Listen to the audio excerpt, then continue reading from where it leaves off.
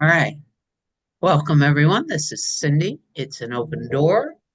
It's Thursday, January 23rd, 2025. And this is the hour that we call Finding Truth Everywhere, where we talk about a different teacher, a different podcast, and sort of look to see what all these different teachers are saying that help us. I don't know, the words that are here now are realize truth, right? And before I get started with the song, and I don't have a lot of notes today, but I'm looking forward to the conversation. For those who are waiting to hear, Rana has already been in and out of surgery, and she's fine. She's in recovery. Everything went really well. Um, and either Olivia or I will keep you updated if we hear more. But her husband's been doing a very good job letting us know how things are going. All right, so we got Craig Foster um, and the amphibious soul, and finding the wild and the tame, which I don't know, I enjoyed. I already ordered the book, but first I got a song, and the song, before I put things on pause, is "Our House," Crosby, Stills, and Nash. And when I sat, I don't know why I'm emotional. I am emotional. When I sat and waited for the song, which is what happens, this song arose. Um, and I had to look to say, all right, what am I going to say about it? And essentially, what Craig Foster said was that they traced our history back to these 10,000 beings who lived in Africa, and so all of our DNA, we all come from the same stock, right? And you take it back to Adam and Eve, or it doesn't, all these other different things. Um,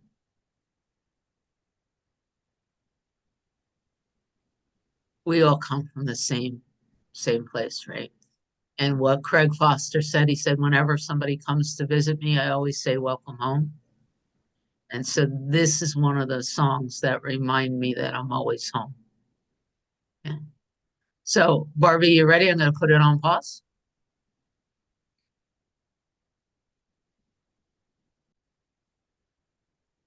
All right. Interrupt me at any time. I don't have a big story like I often do. Um, so the first thing that I just really enjoyed the podcast. That's number one. So thank you, Kendall, for pointing us in that direction. Um, he was definitely talking from the point of view of being a human being separate, you know.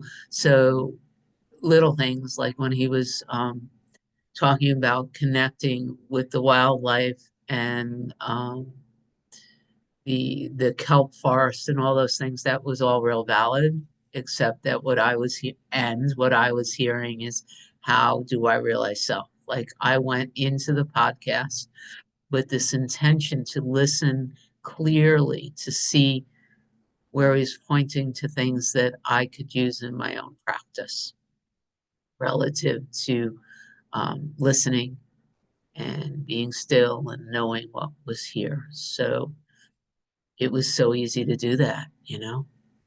The first thing um, was that he confirmed, if you're going to be a tracker, and David, I don't know if you had an opportunity to watch this podcast. Do you know who Craig Foster is? He's the creator of The Octopus Teacher. And so he spends every day, he does these free drives and dives in the kelp forest, and he tracks the wildlife, and he educates people on what happens when you connect with the wildlife. He really, really pointed over and over and over again to how you can't go into this work thinking you know. Right? David's been talking a lot about um, getting more and more comfortable with not knowing, right? He really, I loved how he, you exhaust everything you know. You know, he does the research, and especially in the documentary, right? There's a lot of frustration around not knowing how to track these animals and what they're doing and why they're doing it. And you do all of that. But then he really, really, for me, demonstrated how at some point you got to drop it. You know, our conditioned self knows only so much. And if we really want to know who we are, to realize self, there has to come a point where we recognize that everything we've been taught as human beings, even in the books and listening to other teachers and all that stuff, it'll take us so far, but then we have to let it go and just be.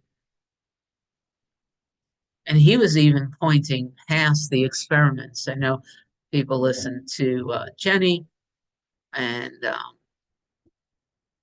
there's all the self-inquiry stuff that we practice, and I love all of it. But for me, he really pointed to at some point you got to let it all go. Like I was listening to him, and I could feel myself just sort of floating in the kelp forest, or being in the present moment here without a question, like without looking for something specific, just holding that general question, what's here? And that's when he discovers a track or a movement or just this inner nudge to look in a certain place. And that's when we can create a new world. So that's the very first thing I just wanted to put into this group, that just he blew it up for me. It was just so alive and wonderful. What is Livy gonna say? I don't know. Hey, thank you for that wonderful introduction. And this really was a good one. And I'll start it off by saying that um, if there is such a thing, my love of my life and soulmate in this particular lifetime was a half Great Dane, half lab. I've never, ever, ever experienced love like that, or a feeling of protection from any human being I've ever known. And I feel incredibly grateful. I still dream about him. He left us in 1989, and I still dream about him. I actually cried the other night thinking about him, and I am so grateful that I got to experience that kind of love and that kind of protection from another living being in this lifetime. And a couple of the things when I was watching this particular video was his experience with the manta ray, and how it just was like, even, that he completely surrendered himself to that experience. And he knew what not to do to live through it. But the way he described the animal just pressing his body against him, and how it was almost like they just became one being, and that it just kept pressing himself, and he just allowed that to happen and just kind of surrendered to that moment. And I kept thinking, how are you breathing, and how are you able to breathe, and stay alive underwater that long? And then later on in the podcast, but the way he described feeling that body, and how he so beautifully described what it felt like, and just pressing itself against him. It was almost like that's the only way a manta ray can hug, and then it just, went off. And he was asked later in the podcast or the interview, one of the questions from the audience was, how long can you hold your breath? And his response was fascinating to me, that he doesn't know that you just, it was all about surrendering and just allowing whatever was happening to be happening without resisting it, without fear, without, I have to control this. What if I quit? Yeah, he didn't even give an honest answer. He was like, I honestly don't know. He said, you just become sort of one with everything. And it, so it just was so beautiful, just the whole idea. And then when the octopus took his camera and was like, oh, you're going to film me? Well, let me show you what it's like to be filmed. you know, and he turned the octopus turned the camera on them and filmed them. And I loved that. It just was such a beautiful example of the oneness of everything, and that we're all sentient beings and we all have the aware, it's just I just really truly loved it, with all the hope I heard and the possibility when I can surrender to whatever is happening right here, right now, and which can be difficult for me to do sometimes. It's, because I still struggle with perceived expectation. And I'm really grateful, especially for this group and the people in it who push me or help me get to another level of how I get in my way. And, showing me, oh, I have an expectation of what's expected. And, help me see another way of perceiving things, or just allowing myself to be without defenses. And so I really appreciated his really wonderful examples of that. And yeah, so that's all I've got right now. But it was just, wow, just really wow. So thanks. It's interesting. I do this quote unquote book study with my sisters and my cousin, and they have a different intention, around us getting together each week than what we do here at an open door. But in the last X number of weeks, I said, these books we've done, I did Untethered Soul with them. I did the Surrender Experiment with them. I did The Power Now. I did A Thousand Names of Joy. We've been doing this for a while. And the last couple of books, they weren't. We were all bored. So I said, you want to do these podcasts? And we've been like discussing the same podcast that we discuss here. And we did it yesterday. And my sister equated that experience he had when this giant manatee just completely held him. Um, there's a lot of things about that moment, but she equated it to how she feels when she is in anxiety and lays under her weighted blanket, and everything just, decompresses. She feels so much better. Um, I saw in that moment a couple things. Number one, none of it could have happened if he held an ounce of fear, right? The tail would have killed him, like either caused amputation or killed him. And if he was in thinking mode, then none of that could have happened, right? Um, he had to be fully in the moment without thought. And so much of what we do here is about experiencing the present moment without the past or future. So there's no thought.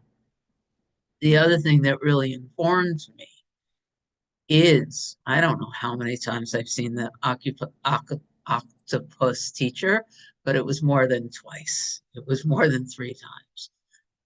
And that whole journey began when he was depressed and sad and he had no purpose. And in the beginning, all he did was step into the water. And if my memory holds right, it took him over a year to get his body acclimated to the temperature of the water to begin any significant pre-dives.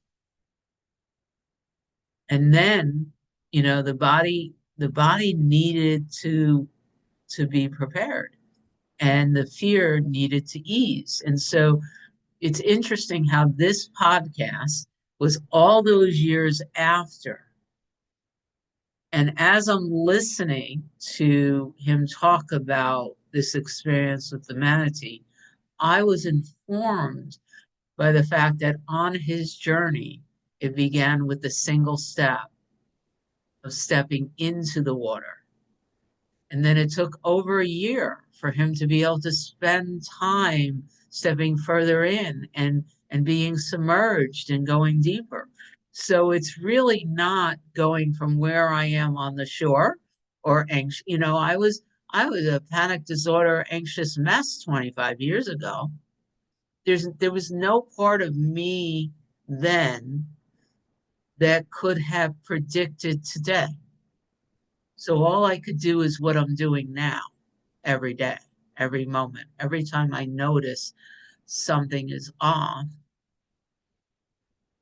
I can reach for whatever, I could be a good Abraham student and reach for the next best feeling space. But I was very informed. And then, as I was listening to you, there's just the knowing that the yogis, a lot of these yogis have learned that they don't need to breathe, right? But they don't sit here counting how long they're not breathing. They just go into an altered state. And when you're so at one with your environment and the body and you're in stillness, then the body becomes one with the environment and you step into that eternal now, which allows for these experiences, right? And the other thing that is so valuable to me as I'm listening to you, trusting and allowing, is this understanding that a lot of these teachers we've been listening to, though this mind can't grasp it, how often have we heard that linear time is a construct and not part of reality? So the question, how long can he hold his breath, is linear time. The timeless experience of being one with a manatee is outside of that. And the two, as Course in Miracles students, we also know that the world of linear time and the world of the eternal now don't cross. It's extraordinary, right?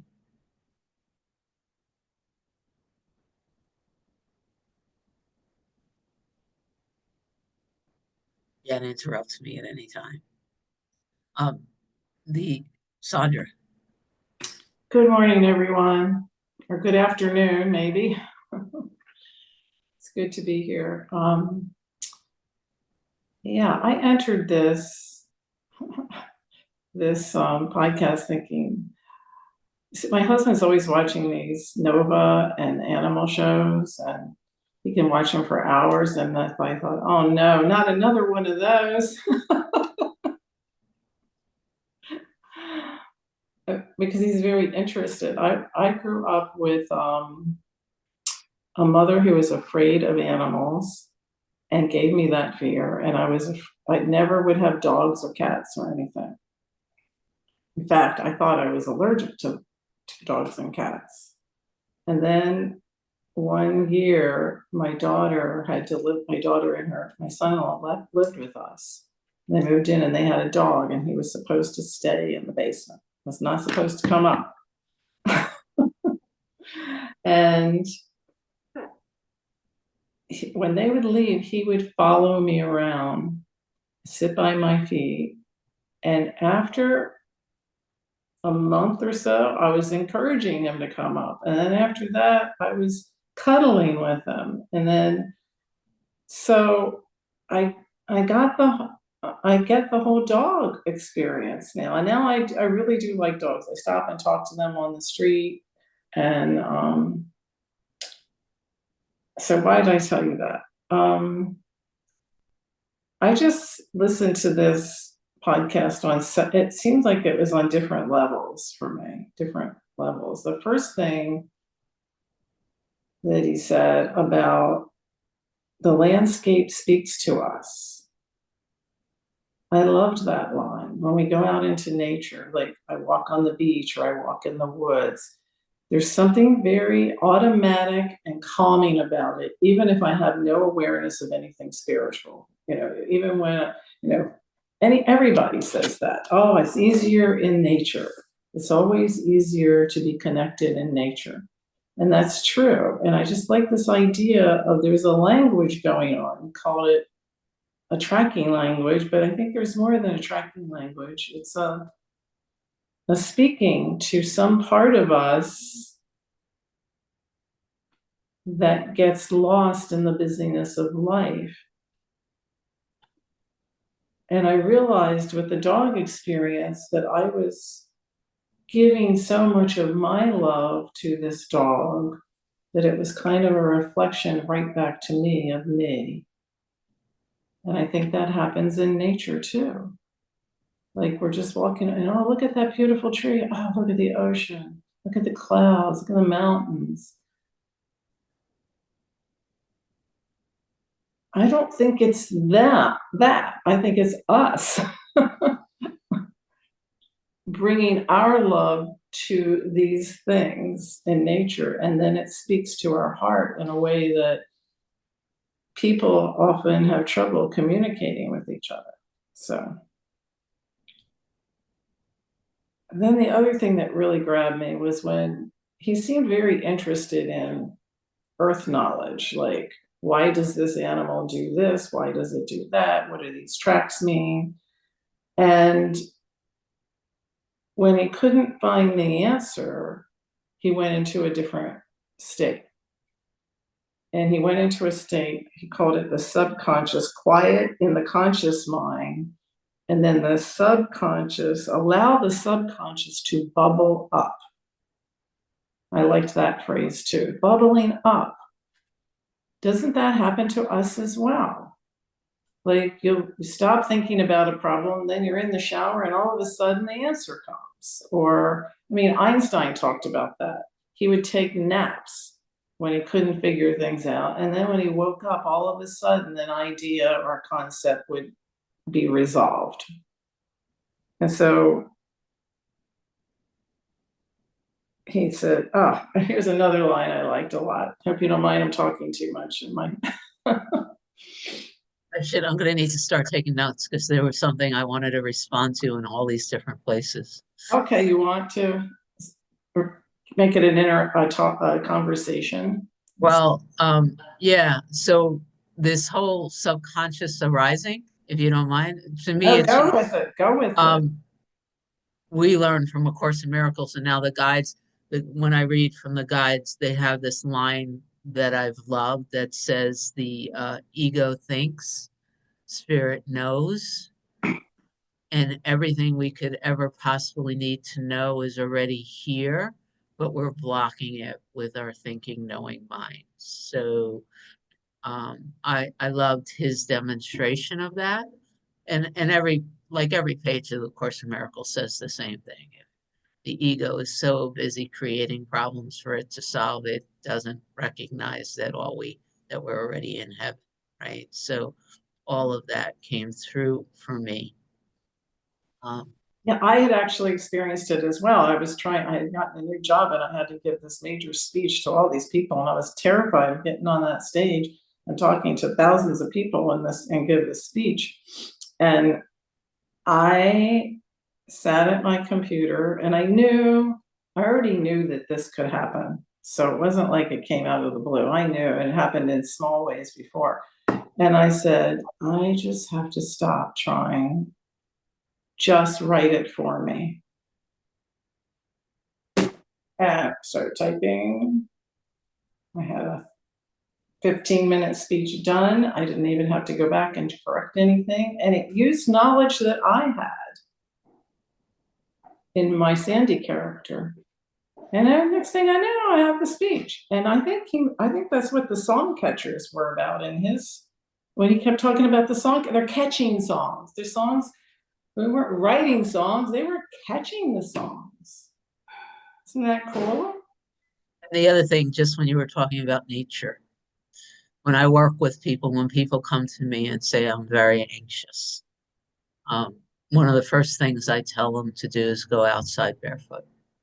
That's all you really have to do. If you're in a panic attack, if you can't think straight, if you go and sit with your back against a tree, or literally, I'll go out and stick my feet in the snow, or I'll jump in a mud puddle and just I don't care why it works, but I can tell you absolutely 100% of the time, I don't care how unconscious you are.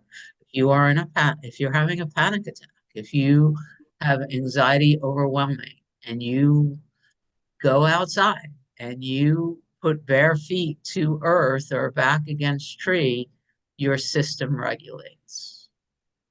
And if for some reason you can't go outside, make sure you have a plant in your house. Just if you can't pet a cat or pet a dog, touch a plant. You could literally go outside and grab some dirt and have it inside and stick your hand in the dirt. Whatever it is, I don't care why it works. I just know it does.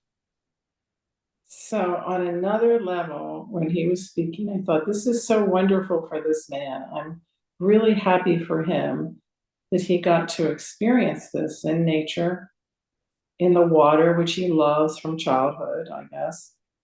And yet we know that there was a man, I think his last name was Frankel, who experienced Victor, Victor Frankl, he The Meaning of experienced the Life. same thing in a concentration camp. So that's what the other level was to me, that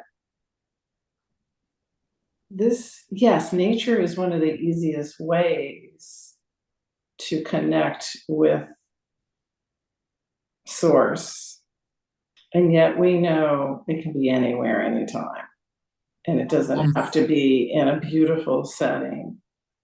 Michael Singer talks about a gentleman who's like on death row and solitary that Yeah. woke up to the truth. So literally, you don't need another person. You don't need nature. That's absolutely true. So if I could just maybe one more thing, because it really impacted me. The otter experience, do you all require, they had an interaction with the otter, okay? And I loved what he said. He said a lot, but here's the one thing. Put your mind in the otter, become the otter. And I thought, we are the otter, but we don't know it all the time. We are the otter. And it's so funny the way I wrote it, put your mind in the otter, and I tried to capitalize otter, and when I read it, looked it over again, it said other to me. And I was thinking, so much we talk about how what we're learning and what we're experiencing and how it impacts our interactions with others, seemingly others. And put your mind in the otter, put your mind in the otter. And that has been truly the most transformative experiences I have had when I'm interacting with someone and I can put aside the Sandra ego and just be with them to the full extent of hearing them, feeling them, empathizing with them. Not even trying to understand in a technical way like he was, but communing with them. And when I do that and I'm loving them, that's when, what do you call that? The secret sauce, the magic, that's when it happens. It's oh, how do I describe it? It's like a knowing them in the same way that he was describing knowing nature. And that was the one thing I wanted to talk to him about. I wanted to be the interviewer so I could put my questions in there. Tell us how this relates to you and people now, but to me, I just automatically came in. He talked about you have to be calm, relaxed, place his being in the otter, and I get this ecstatic feeling. I'm enjoying the moment, and that can happen all the time with people. It happens here with us, doesn't it? But it can happen even with the most misbehaving person, like my grandchildren. And I'm going to come full circle back to the dog. And I realize that I'm talking a lot, everybody, but can't help it. Once I had that experience with Cooper, that was the dog's name. I realized, oh, I just have to, with my grandchildren, and they're getting in the teenage years, so they can be really teenagers. I just have to be their pet dog. I mean, that sounds silly, doesn't it? But really, I just have to hug them, love them, cuddle them. No criticism, no direction. And they love coming to me and being here with me because I'm their Cooper. And it was such a revelation to me that I didn't have to direct, teach, give them my wisdom, all this wisdom that I had. All I had to do was marinate them in love. That's what those animals do for us. Marinate them in love, and they feel safe and they feel protected. So, and they tell me that. And they text me all the time. They want to come be with me. They want to go on trips with me. Because I'm not being grandma or the traditional, grandma. I had so much more to say, but I'm going to give you all a chance. Well, I got to tell you that I think it was yesterday that I was walking around here for a while going, when is Sandra gonna say yes to facilitating her own hour? I don't. More and more, I think that's what's blowing up in your space, but I'm still waiting for you to say I'm ready. But, I have no problem. It'll just happen. But the invitation is there. Let's just put it. I wonder what Livy's going to say. I have a couple more things that are on my list that I'm sure you're going to give me an opportunity to share. Yeah, Hey, Livy. just one more quick thing. I had a friend about 30 years ago or so who was a hardcore mountain climber. I mean, the kind that had all the gear and would sleep on the edge of the mountain, and things like that, and went to all these wonderful places to do that. And the last mountain he was climbing, I think it was in New Mexico, and he said that I think he had settled in for the night and that he could feel the mountain say, get off. And he never climbed another mountain again. He climbed down the next day and he has never climbed another mountain again. And I just thought just wanted to throw that in there. So he paid So, attention. yeah, so can I I'm going to share this and then I'm going to get to my list because I think it's fun. I've been spending a lot of time listening to the guides and Paul Selick, and I'm not, you either will or you won't. It doesn't really matter. The teachings are the same, right? But at one point, people ask him questions, and he's a pretty cool channel, and this person was saying, like, someone, a psychic told me 20 years ago that I wasn't going to have a relationship or something, something along that lines. And he told the story where he said that he desired to be in relationship. Paul, I think he was talking about himself, and he was working with a counselor, and the counselor said, "You're not ready. There's work to do." he stopped looking. 2 years later, he's connecting with the same person or someone who knew this whole story, and he said, "Well, I was told that I wasn't ready." And the response was, "Well, that was 2 years ago." And that particular statement was really, really valuable to me. I've been quiet enough lately to really look at these. They're like crystallized beliefs in my system that says I can, I can't, this will work for me, this won't work for me. And I recognize that every single one of them was created in a Cindy that doesn't exist today. They're not valid. So if your friend has the yearning to go mountain climbing, perhaps you should get real quiet with that, because maybe 10 years ago it was time for him to spend time away from the mountain, but that has nothing to do with today, you know. And I'm going to be a little bit more targeted because I feel like it. If somebody like heart just blew wide open because they wrote songs and performed them and then realized that they needed to take a different path for a while, um, that was maybe 15, 20 years ago. What has that got to do with whether or not someone who's just currently not working might have a desire to write and perform songs again? Because of, and isn't because of something she learned 15 years ago.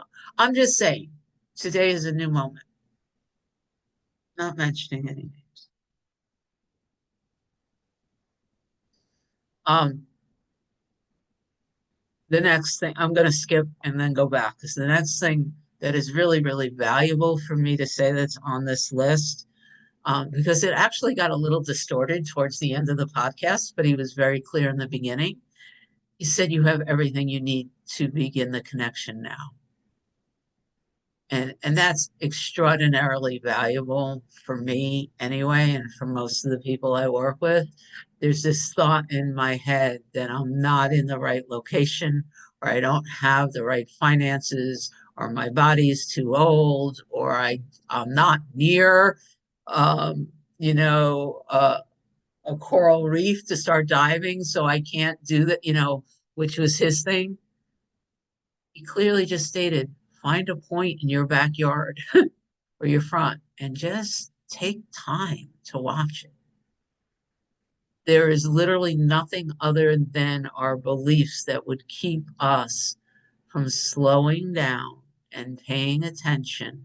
Just find a little corner of your world and start paying attention. And I'm going to put Mel on the spot, though you can't really put Mel on the spot.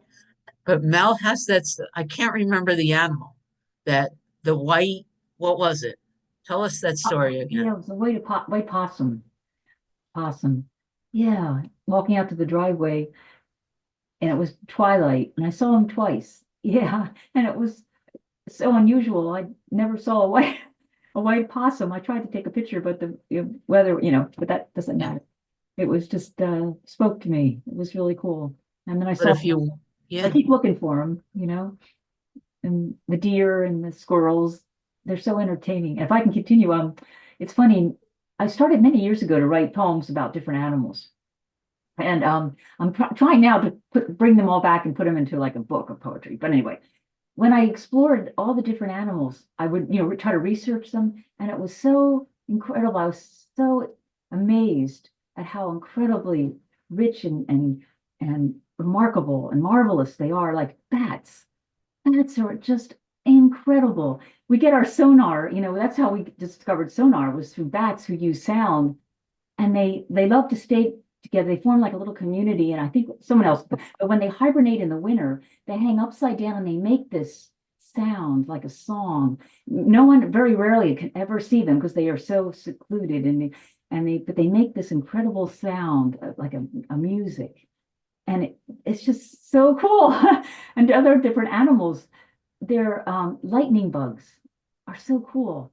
And I've just got, from working on these different poems, I got such insight into the incredible richness, and animals could teach us so much if you just, step back and kind of watch them and explore. They bring just incredible, and just their hearing can be so far beyond what we can. And you watch dogs and how they sniff, and and they have their own little community to go around, and and they leave their scent, and they have a whole community intercommunication system. Dolphins, I mean, incredible. So anyway, I just was so turned on by hearing him, talking about animals and what they can bring to us when we can open our eyes a little bit and and cherish them.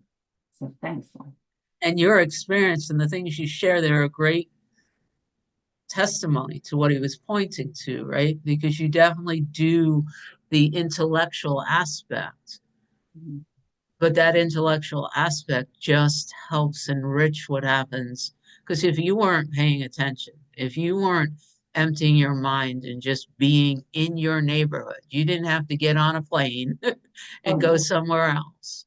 If you weren't aware and willing to slow down and just pay attention, you would never have experienced the possible, Mm. right? So really your life and what you share with us to me is a great testament to this particular point is there's no special equipment needed. For this man, it's diving off the tip of South Africa, and for his friend, it's tracking the wild in the jungle, and they do have a passion for bringing a lot of that back into the world. And I have no like, there's nothing here that argues that that isn't important. It's just not my path. Um, but the pointing that we begin now where we are in connection and the interplay between the intellectual and the educational and the being still and the connection is beautifully demonstrated in you, Mel, every time you share about your life. So I'm glad you unmuted. Thank you. Hey, David. Hey, when listening to this, and I watched that video, half of it yesterday and half of it today, and what I'm thinking about is I love to go out in the woods and and walk around with all by myself, nobody to talk to, and what I'm realizing, at least today, is there's a language of silence. And the same thing with Sandra and the dog. I mean, you're communicating with that animal. I'm communicating with the trees. I'm communicating, you know, with myself without speaking. There's a knowing that we can know without speaking. And I think I try to capture that when I write stuff, and it's like in some of the stuff I write is okay, but it's never as powerful as looking at somebody and locking eyes with them, or locking eyes with a dog, or locking eyes with Mel's possum, and just having a conversation, an instantaneous knowing of a conversation. And I don't know if it's love, or it's acknowledgement, or it's respect, or whatever it is, with myself and this other person, or this tree, or this. But it exists, and it's a very wonderful, powerful thing, and I'm just getting all turned on just by thinking about it. I can't. It's really difficult to do Zooming much more than it is, but in person, when I go to my meetings every day, it's like, it's, even though we talk about this and that, but it's the knowing that I'm there and we're communicating in the silence that's so powerful.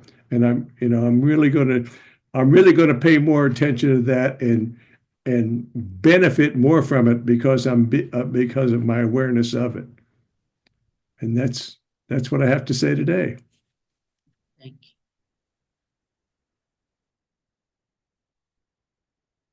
you. Mine wanted me to go off on a tangent and start talking about my friend Kathy, the squirrel lady, but save it for another day.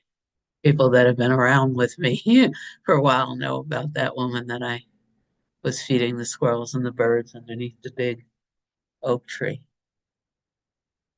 Who lives in the same complex as Pill Dude, but those are all stories for another day. Um, let's talk about questions. Wasn't it cool how Michael Beckwith last week talked about how important it was to walk around with questions like let's spend today looking at how the divine wants to live through me. Isn't that a stunning question? How does the divine want to live through me today? In what way can I be of greater service? You know, those are the questions that Michael Beckwith lit up for us last week. This week, Craig Foster clearly stated that holding these unanswerable questions in our mind is what keeps us alive. He said that. And I understood it. Then they're talking about having at least 6 unanswerable questions. I don't remember. Did someone here write down who he was quoting when he said that, if you really want to be alive, walk around with 6 unanswerable questions. But then he was talking about having 25 different projects going on at any given time. But Livy, Sorry. Just, when I mentioned that wonderful half Great Dane, half lab, when I mentioned protection, where we were living at the time was a little bit off the road. And I had we had our path that we would walk every day. And one day we were walking and I could sense that there was a man walking behind us. And I thought, and Boo was voice trained, so he didn't have to be on a leash. But I thought, well, if I start walking towards the house and this man starts following us, then I'll know he's following us. And so sure enough, I started walking towards the house and I could sense the man was following us. And I didn't say anything and I turned around and Boo got right. I didn't even say anything. All I did was turn around and the man was just a few feet away and he pressed his back, his back up against me and showed his teeth and started growling. And I'd never seen him do that before, and I never saw him do it after. And I just looked at the man, and he just was growling and showing his teeth. And I looked at the man and I said, I think you need to go now. And the man turned around, and Boo did not stop until we couldn't see the man anymore. And then he kind of turned around. He was like, okay, we can go in now. But his sense that something, I didn't say anything. I don't even know that I felt fearful. I just was like, this isn't right. And that he sensed that and was like, I got you, and it just was, and I don't recall I never have felt that kind of safety with another living being like I did him, that I knew whatever happened, he would have my back. And so anyway, but just his being able to sense the energy was negative, whatever it was coming from this person. And but yeah, so I just wanted to share that. thank you.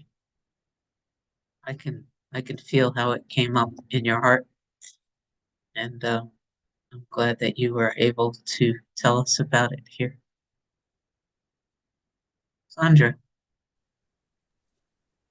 I really think that's why people love their pets so much and their animals, because I was saying how Craig was saying, get in the mind of the otter. I think animals get in the mind of the owner. It's not so much the other way around. The animal gets into the mind of the owner and melds with the owner. And that's why it's hard to feel that with another human, because the humans don't usually do that for us. I think it's the animal.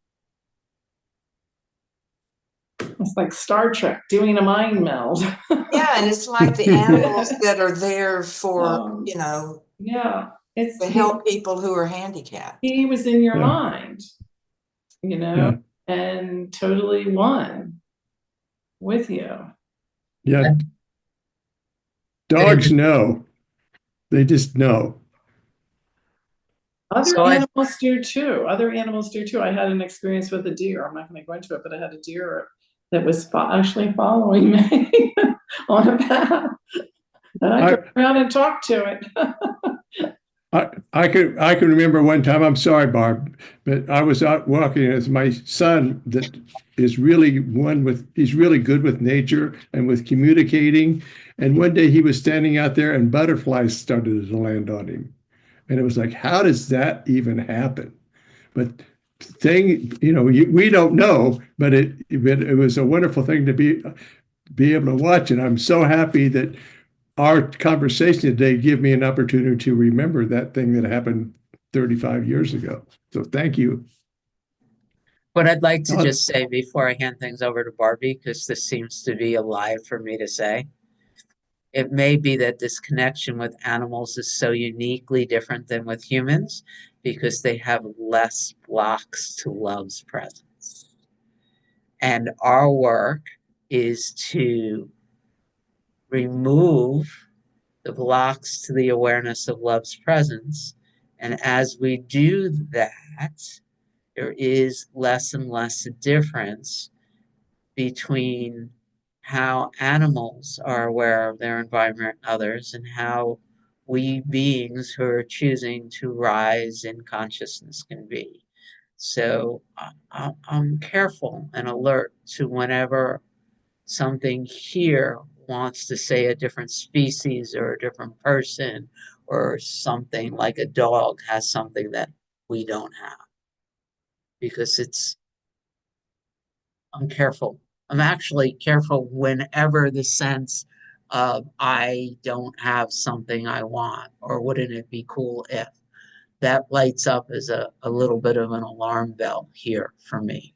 My intention is always, how do I rise in consciousness or frequency, that it comes up with different words, so that I could be of greater service. And from that standpoint, this is I don't want to get off the track of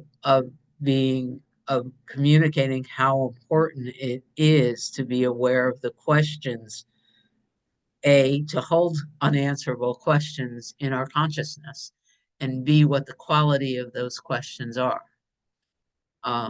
If we hold the question, like if we're aware of how our animal friends seem to be more aware of the environment than we are, a great question that we could just hold in our minds is, how do I become more aware of my environment?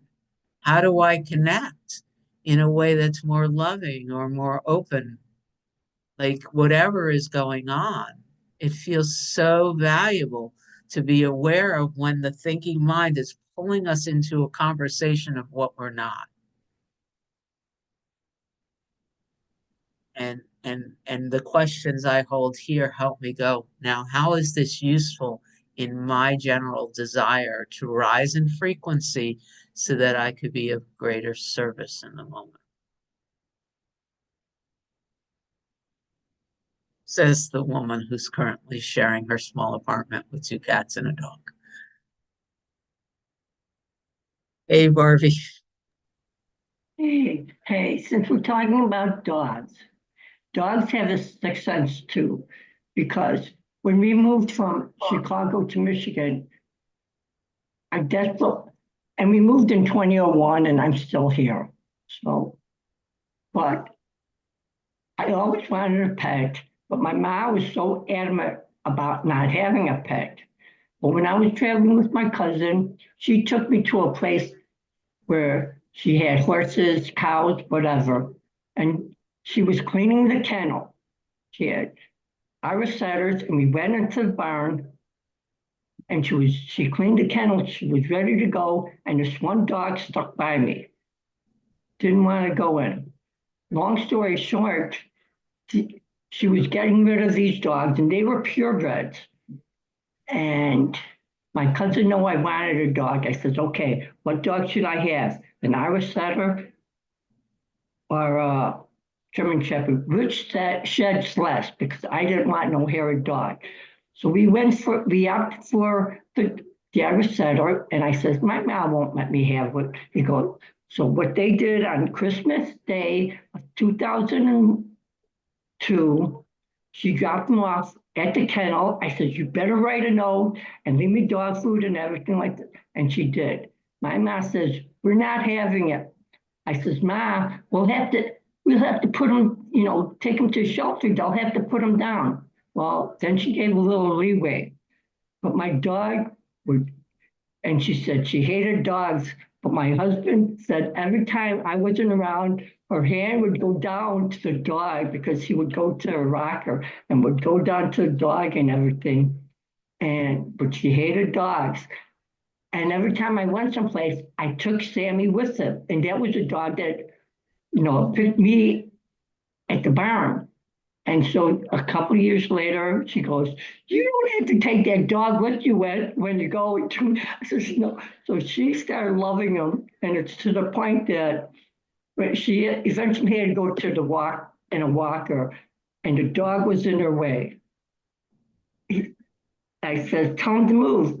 He won't. So I says, hit him with the wheels. She said, he won't move. I said, just walk over him. He was so comfortable with anything. He loved us so much. He was the alpha dog, and we were all underneath him. Even they had the sixth sense to take it slow because my mom didn't want one. Then she loved the dog at the end. And that takes us to the hour, which is insane. So I love us. I'm going to stop the recording. Hopefully I'll see you guys tomorrow at Reality Chat. But let's just stop the recording and see what happens next.